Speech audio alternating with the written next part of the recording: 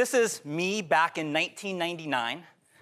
That's actually a book I wrote called How to Go to College Almost for Free. That's actually me on the cover. I hope that doesn't deter anyone from actually reading the book. But it was a book I wrote about winning college scholarships, and I was the kid, and my 15 minutes of fame was going to Harvard for free by winning all these college scholarships. And so at the time, I printed 5,000 copies of this book. My parents had to park outside of their garage. And suddenly it's like, oh shoot, what do I do with all these books?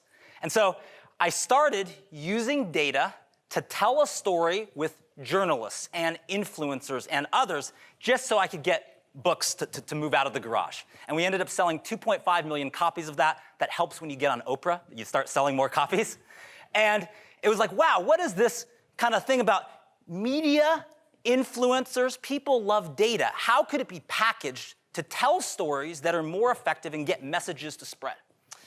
And then what happened is there's a program called Startup Chile. Has anyone here heard of Startup Chile? Okay, a few people, kind of entrepreneurial. It's a startup incubator in Santiago, Chile. It's one of the only incubators in the world where they give you money for your startup, a place to work, and they don't ask for any equity. And I was the pitch trainer for all of the startups on how to pitch investors to raise money. So I would look at their deck, and I would kind of try to help them present. And then all of these startups were early stage. They didn't have any traction.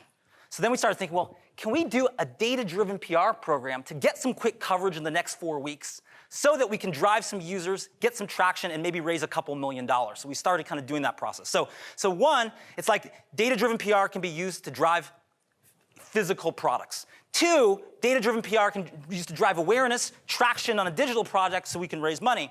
And then that led me to start a company called PR Hacker. We're data-driven, growth-focused, viral optimized. We're a full-service marketing agency in San Francisco, New York, and around the world.